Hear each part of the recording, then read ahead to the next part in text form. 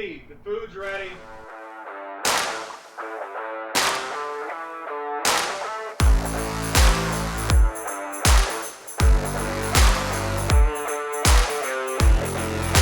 It's time to cook the book. Let's go! You've got this! Bills Mafia, today we're not breaking tables, we're breaking bread. Welcome in to episode 5 of Cook the Book. We've got Monday Night Football. There's actually 2 games, we're gonna be focusing on one, and by my attire, I'm sure you can figure it out. We are gonna be looking at the Bills-Falcons game. But before we get into what we are making and some plays for our same game parlay, I did lose my parlay last week by 1 leg, so our streak dies. We hit 2 same game parlays in a row. Last week, we missed 1 leg, and it was the under on that total of 47.5. I did call the Jags, though, in the Jags money line for a sprinkle, so that was a good one. But the result of me losing the parlay is for me to do my parlay punishment, and y'all voted for me to do a nice little spoonful of straight hot sauce. And I'm gonna be honest, I don't like hot sauce at all. So this is gonna be a fun little thing. Hopefully this isn't too hot, but we're gonna give it a try. So here we go. And that's, holy cow. Whoo! I really don't like hot sauce. Oh my God. Yep, that was pretty hot, but I did it. So the parlay punishment is complete. Now we can get into what we're making for today's episode, Bills versus Falcons. Let's get into it. For this week's episode, we are going to be heading to Buffalo, and we are making some beef on Weck. I've been told by Bills Mafia and the people of Buffalo that if you're not going with buffalo wings, the staple is a beef on Weck sandwich. So that is what we are going to be making. And also stay tuned, because I have a Bills legend that is going to be coming and helping me out in the kitchen later on in this episode. First thing is first, you have got to prepare your beef for the beef on Weck. You're going to get, I got a 3-pound slab here of the round of the eye of the roast, and you're going to want to dry brine it. Now, a dry brine is when you're going to dry rub all your seasonings onto the meat instead of a marinade, and you're going to let it sit in the cold in your fridge. So I've had this meat sitting in there for about 4 hours. We use salt, pepper, garlic powder, and onion powder with a little bit of olive oil to seal in all of the flavors. And you're gonna preheat your oven to 425 and stick this baby in on your wire rack for just 15 minutes. So let's put it in. Okay. While our meat is being seared in the oven for the first 15 minutes, let's go over the rest of the ingredients that we need for our beef on Weck sandwich. Now, normally you would get a Kummelweck or a Kummelweck bun. Those are only made in New York, and I cannot get one here. So an alternative is going to be to make our own. We've got Kaiser rolls, and that is going to be finished off with a lot of salt, and you definitely need caraway seeds. These are a big must. Now for the meat, we are going to need beef broth here, as well as maybe some Worcestershire for later. Big debate, but I know the people of Buffalo love themselves some blue cheese. I'm more of a ranch girl, being from the Midwest myself. And then you need an egg. This is also going to be used for these buns here. So pretty simple amount of things that you need for this recipe. I do have a drink that I will, of course, be pairing with my wonderful sandwich after it's all complete.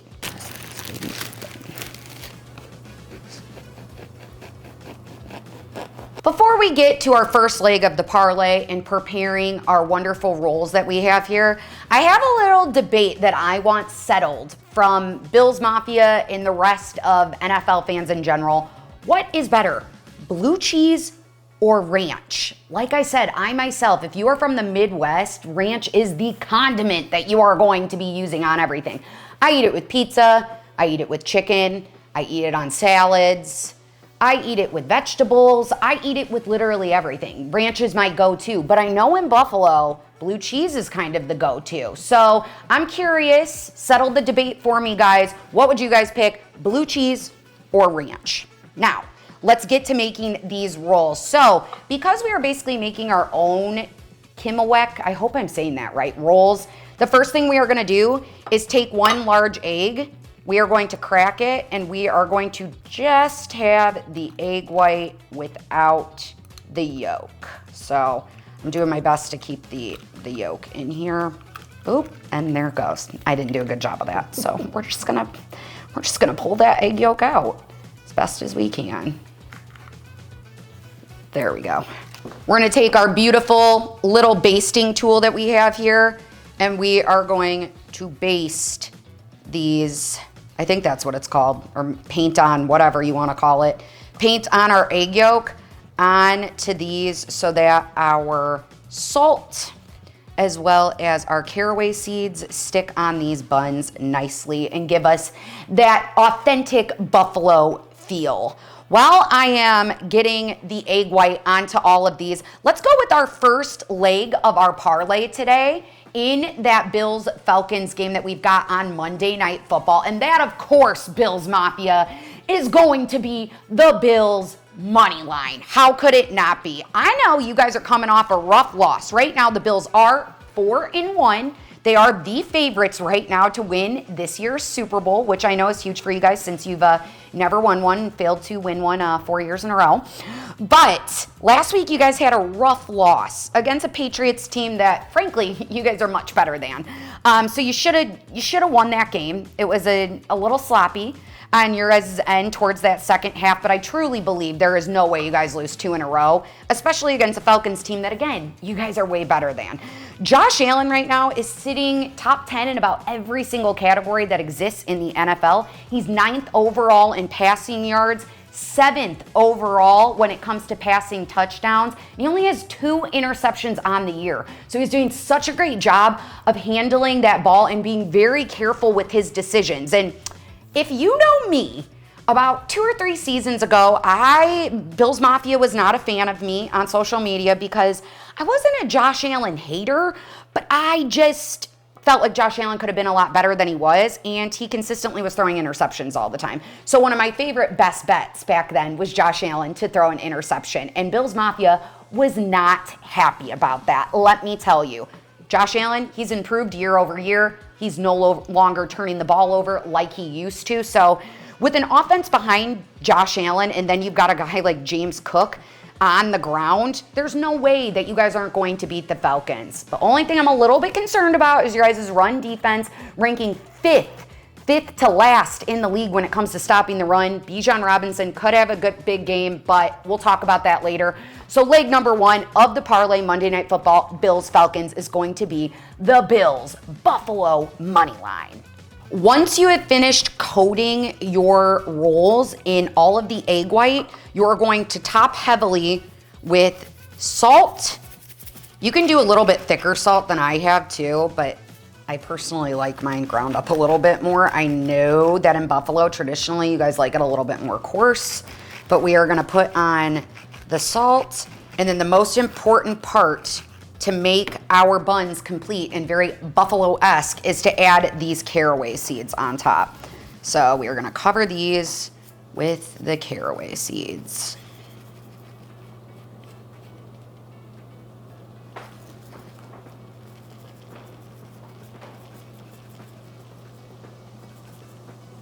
Okay. Now we'll set our beautiful rolls over to the side until our meat is ready to go for our beef on Weck. Now that our beef has been searing in the oven for 15 minutes at 425, we're gonna reduce the temperature to 325 and put it back in for 50 minutes till the internal temperature of the beef gets to 125. That's gonna give us a medium rare with the beef that we've got going on. So let's go check it out. Okay. Ooh. Yum, yum.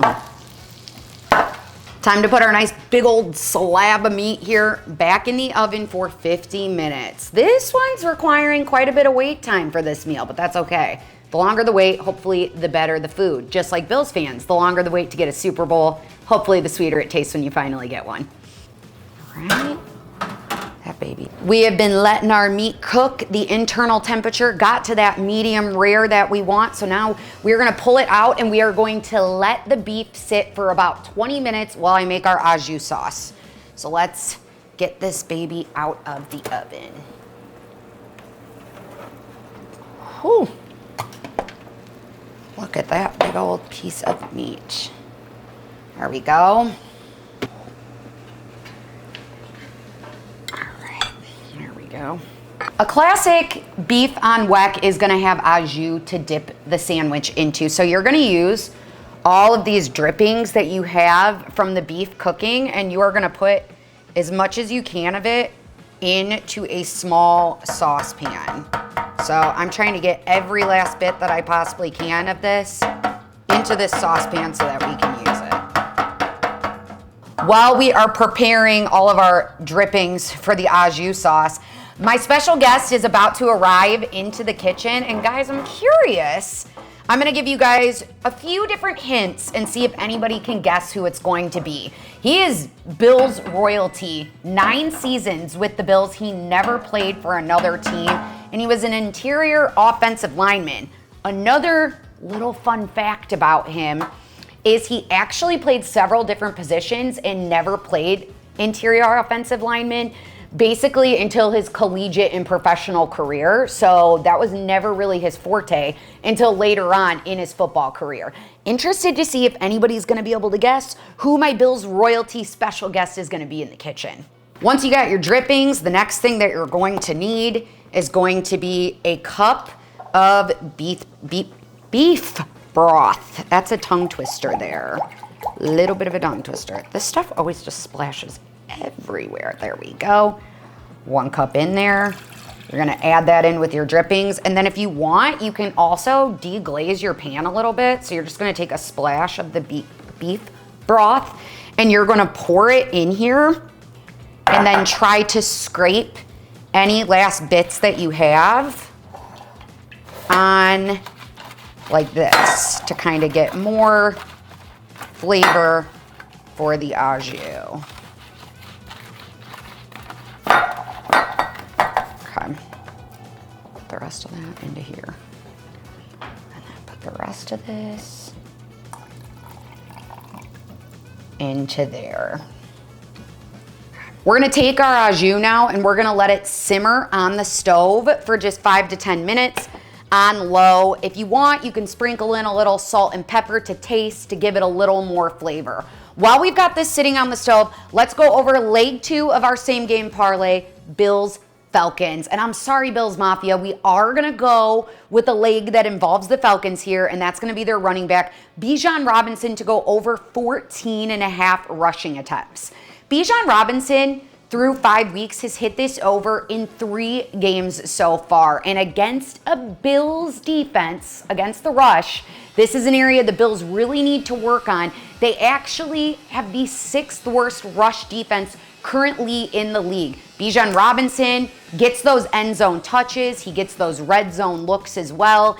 He is gonna be a key part of this Falcons offense if they wanna keep this game close with the Bills. They're also at home. I'm expecting Bijan to have a very big game. So give me Bijan Robinson to go over 14.5 rushing attempts this week in Monday Night Football. While we are waiting for our beef to sit and cook and waiting for our guests to come to the kitchen, we are gonna put our rolls in the oven at 375 for about 5 minutes just so they're glazed and golden brown on the top.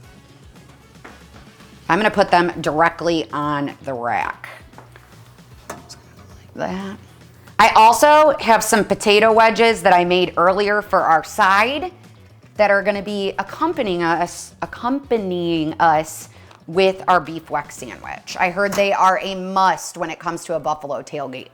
Guys, I am super excited to introduce, well, he needs no introduction, especially for Bills fans, Eric Wood.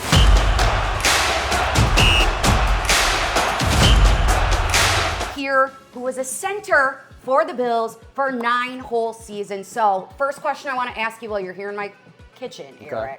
We're going to take the serious question out of the way. Okay. Have you ever been through a table? I have never been through a table. I've witnessed it happen. Okay.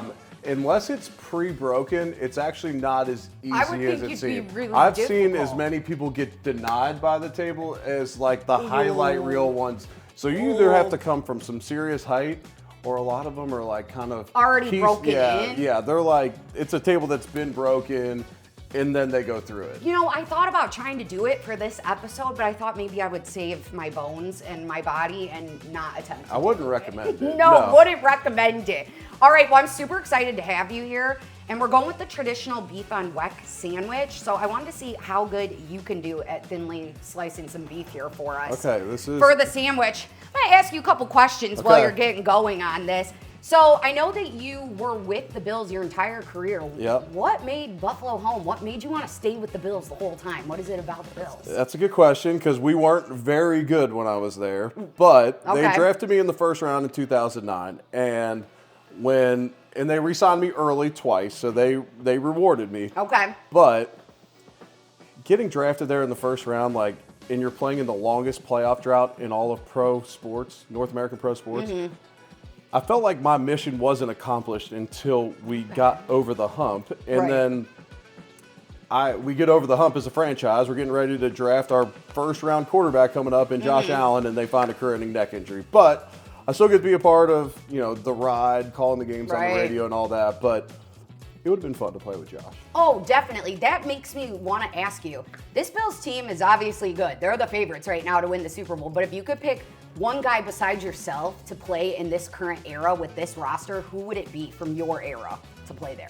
I would say probably Kyle Williams. I mean, Kyle Williams was likely the most underrated player in the league. He didn't do a lot of media stuff and all that.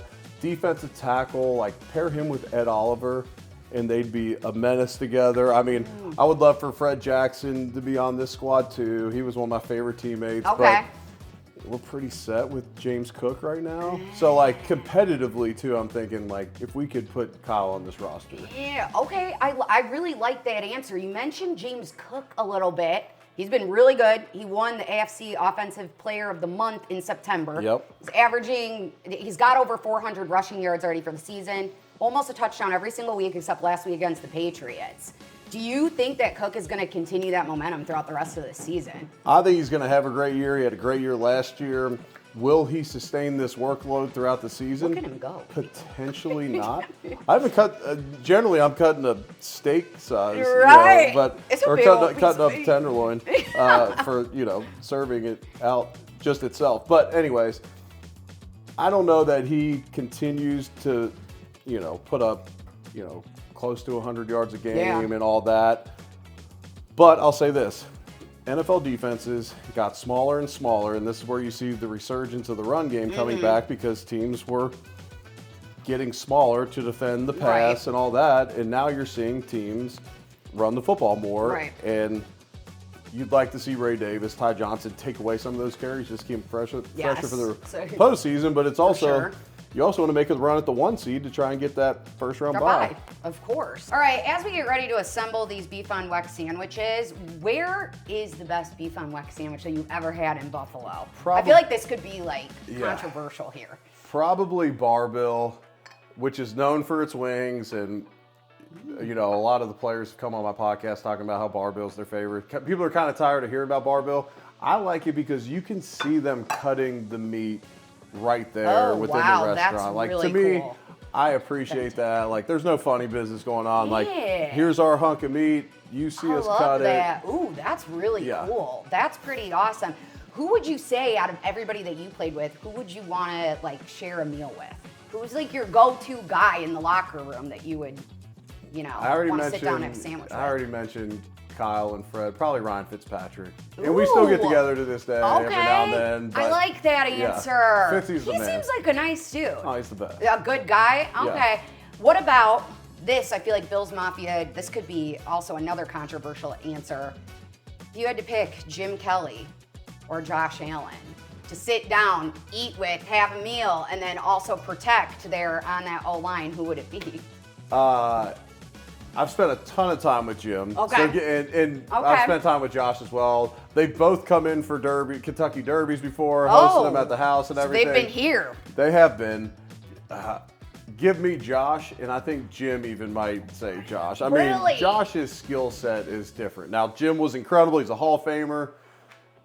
But Josh is different. Josh is different. I mean, his running ability combined with his arm strength and improvisation, if you were protecting him, like what's the primary thing that you feel like you have to do as an O-lineman with a talent like Josh Allen? Don't let anyone touch him. He's the most valuable asset in our organization. He's more valuable than any coach, GM. That's your guy, and you better protect him. Do you feel like Bills Mafia as a whole has gotten like crazier now that they're so good and they've got this chance to make another Super Bowl run, or do you feel like it's still kind of, you know, the same Bills Mafia as when you played? I'll say this: the Bills are cool now. Now, yeah, they support. I agree. They're like trendy now. Yeah. They're kind of a trendy team. We got tremendous support when I played. The stadium would sell out, and we weren't any good. So this is not a knock on our, core fan base. Yeah. But I wasn't walking around the airport, walking around Disney World with my kids, seeing Bills gear everywhere, and now you do. You do. Yeah, that's very true. Because now the Bills are cool. I credit Barstool and social media and all them for blowing up the tailgates. Now everyone wants to come watch a table get broke and all that. Not wrong. I must say, like, I would love to attend a Bills game at some point because the atmosphere does look pretty awesome. Yeah, and do it this year before we go into the new stadium. The new stadium's going to be incredible. Oh. But there's something about Old Highmark that, like, I don't want to say it's like going back in time. It's just a different atmosphere. It doesn't feel like one of these big corporate venues. I really like that because I'm a big Cubs fan. I'm from Illinois, and I feel like the same way about Wrigley Field. Like the nostalgia, the tradition that like is held within Wrigley Field within baseball. I feel like you don't find that a lot anymore with football stadiums either. With everybody building these new, huge, crazy things, it's just not as, it's not like the old days. I agree. Okay, we are going to cheers to our beef on Weck here for Bills Mafia. And you got to be honest with me, Eric. You got to rate my beef on Weck after you try it. All right. Scale of 1 to 10. Do we just dive into this, baby? Yeah, just go. Okay. Oh, a little thick for me. Not bad. It's good. Why would you give it a little too cooked? That's what I was thinking. Well, I might have just got a tough piece I pulled out, but bun's good. It's toasted, maybe a little too much. Just for your traditional beef. I agree. I think it's a little. I probably could have gone shorter in the oven with the bun. It's got great flavor. It's got good flavor. Okay. I got that. It was a little tough. Oh my god. I blame me slicing that. It's a little tough, but I think the meat has good flavor to it. I need to thinly slice it better. The potatoes, on the other hand, are delicious. I've had several of these potatoes already today, and they're really good. And the beer... Yeah, Blue's a good beer. I've never had it. Labatt Blue. Not bad. I feel like it tastes like... I feel like it tastes like Busch Light a little bit. But honestly, all beer kind of tastes the same a little bit. I was just going to say, it tastes like a Blue to me, but How many, okay, in one sitting, how many have you drank of those before? Blue Lights? I mean, there's no telling. There's no telling. See, I would probably have about 2 to 3 of these and I'd be done for the day. I would be through multiple tables throughout the rest of the day. I got one more question for you. As we head into this week, it's Monday Night Football. The Bills versus the Falcons. We already kind of talked about James Cook hopefully having another great big week this week.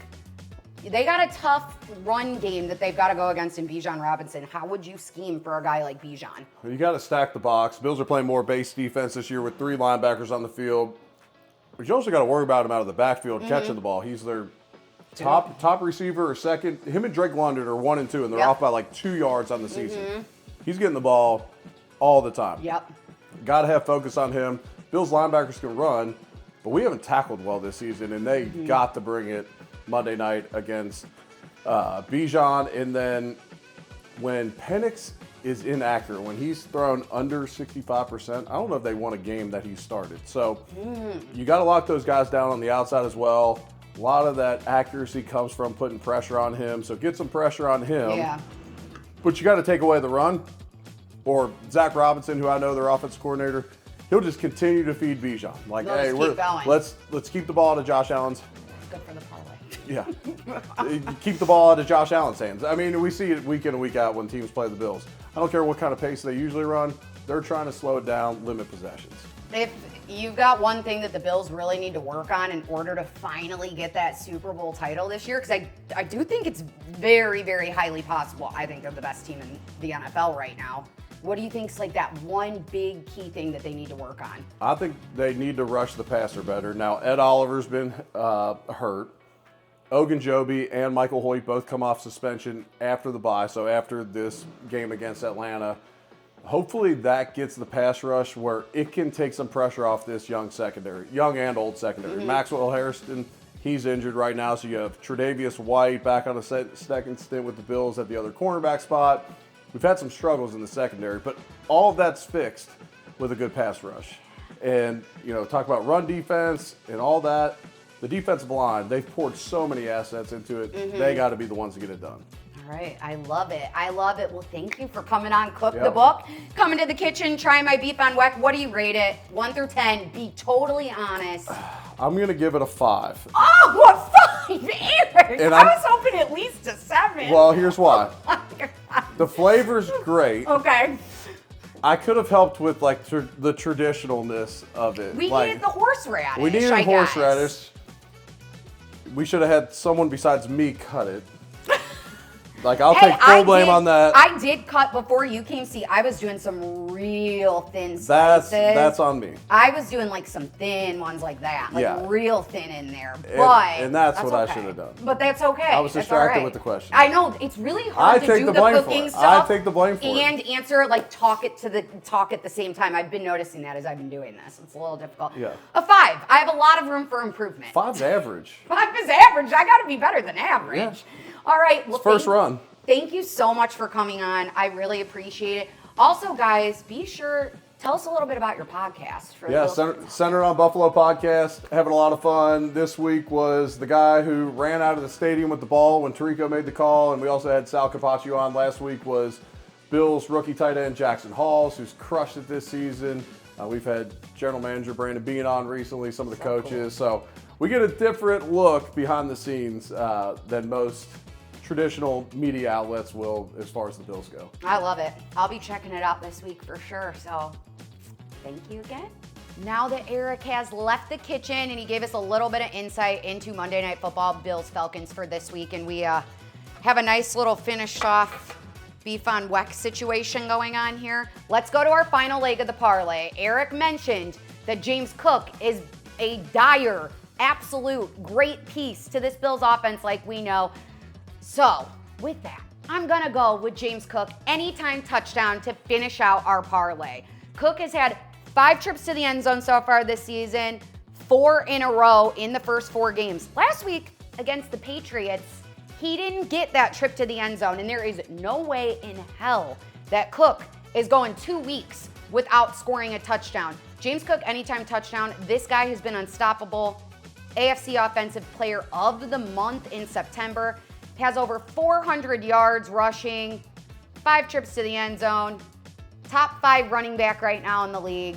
He's going to get it done this week against the Falcons. So let's review our parlay now. So we have our same game parlay for the Bills-Falcons Monday Night Football. Bills Mafia, we're starting with the Bills money line.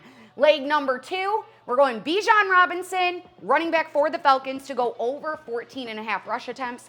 And our final leg is going to be a James Cook anytime touchdown. This parlay, when I got it right now, is coming out to plus 350. Remember, all odds, lines, injuries, everything is subject to change, but that's what I got the parlay at currently.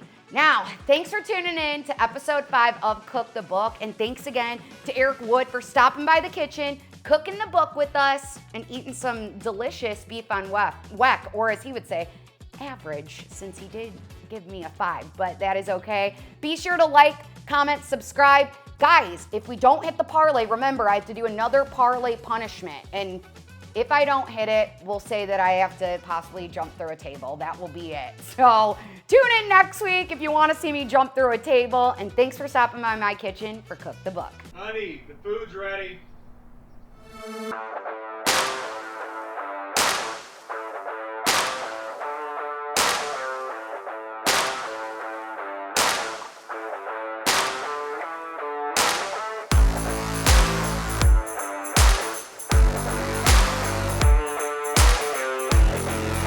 It's time to cook the book.